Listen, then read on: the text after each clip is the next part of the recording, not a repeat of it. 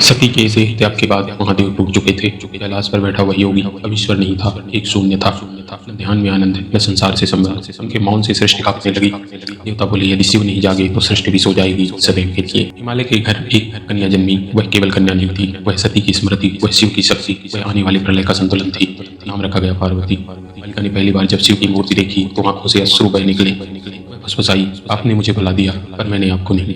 पार्वती ने कहा, मैं शिव को पति के रूप में चाहती हूँ। तो माँ कांप उठी, पुत्री वे तो अवघड़ है, शमशान जिनका घर है। पार्वती का उत्तर इतिहास बन गया। यदि वे शमशान में है तो मैं भी वहीं रहूंगी, यदि वे मौन है तो मैं तब बन जाऊंगी जो देह नहीं अहंकार जलाता है। हिमालय की गुफाएं साक्षी बनी। दिन बीते, ऋतुएं बदली, पहले फल छोड़े, फिर पत्ते, फिर जल और अंत में स्वयं को। देह सूख गई, श्वास मंद हो गई और जब रुका नहीं।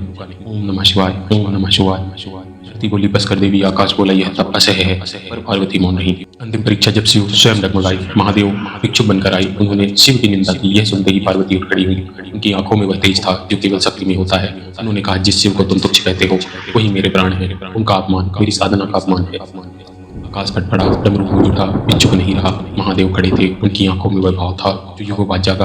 उन्होंने कहा, देवी तुमने मुझे जीत नहीं लिया, बल्कि तुमने मुझे पूर्ण कर दिया। यह विवाह नहीं, यह सृष्टि का पुनर्जन्म था। यह शिव में शक्ति का प्रवेश था, मौन में सर्जन था, वैराग्य में प्रेम था। हिमालय रो रहा था, देवता नतमस्तक थे और सृष्टि फिर से सांस लेने लगी। शिव ध्यान है पर पार्वती बिना ध्यान के भी शून्य है। यदि शक्ति ठान ले तो ईश्वर भी झुकता है।